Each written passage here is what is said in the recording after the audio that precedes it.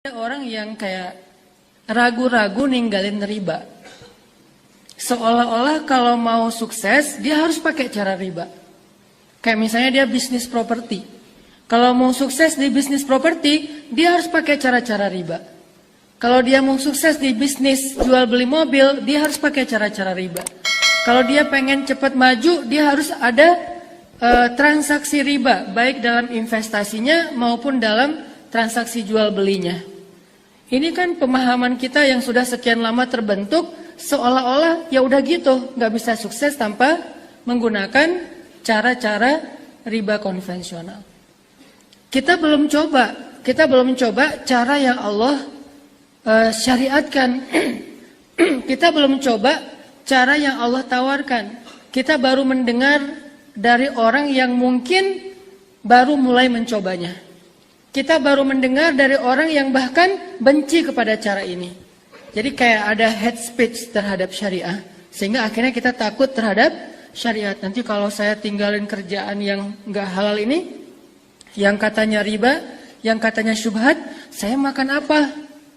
Saya nanti gimana? Dan seterusnya dan seterusnya. Seolah-olah hidup kita berakhir justru ketika kita mengikuti syariat Allah. Kan ini aneh ya. Seolah-olah kalau kita putusin gara-gara menghindari dari hubungan yang tidak halal, terus kita jadi terkatung-katung gitu. Terus kita takut kayak nggak akan ada yang mau sama kita. Terus kita takut kehilangan seseorang yang berharga dalam hidup kita. Padahal kita nyambung juga belum tentu itu akan bertahan. Banyak banget orang yang dekatnya sama kita, jadiannya sama yang lain. Banyak nggak sih? Curhatnya ke kita, akadnya ke yang dia, gitu kan ya?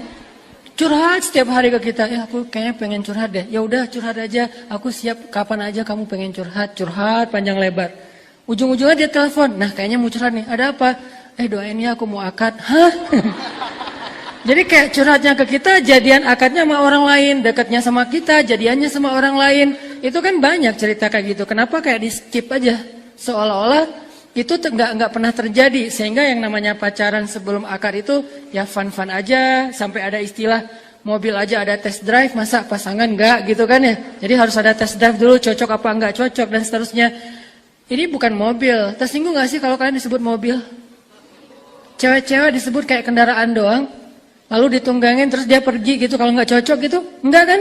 Kita nggak setuju kan dengan statement ini. Lalu kenapa kita mau untuk mengikuti cara-cara yang sebetulnya menurut Allah itu bukan kemudahan, itu kesusahan. Kesusahan yang mungkin di awalnya kita agak kejebak gitu. Kesusahannya nanti di akhir, nyesel, akhirnya nyari tower, pengen loncat, atau nyari tebing yang paling tinggi. Pengen apa Ustaz? Pengen cliff dive. Cliff dive itu olahraga air tapi modelnya loncat dari ketinggian gitu kan, cliff diver. Dan yang paling pro tuh yang baru diputusin, itu pro banget. Kok bisa gitu Ustaz? Ya dia diving nggak muncul-muncul lagi.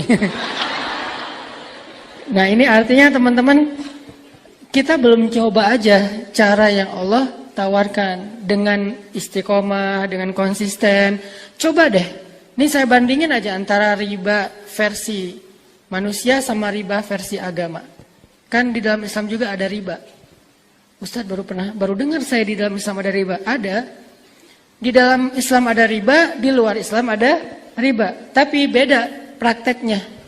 Kalau riba yang nggak boleh, yang di luar Islam, itu yang kita udah ngerti lah. Transaksi riba itu kan banyak banget ya modelnya, variannya kayak gitu-gitu. Sekarang kita lihat riba versi Islam. Yang mana sih riba versi Islam dan lebih bagus? Sedekah. Sedekah itu riba versi Islam banget. Kok bisa Ustadz menyimpulkan kalau sedekah itu riba? Memang kayak gitu bahasa Al-Qur'annya. Coba buka lagi deh di juz ketiga Al-Baqarah. Yamhaqullahu riba wa yurbis sadaqat. Allah menghapus riba dan meribakan sedekah. Kayak gitu teksnya. Menghapus riba, meribakan sedekah. Yurbi itu kan verb dari riba. Kata kerjanya riba. Jadi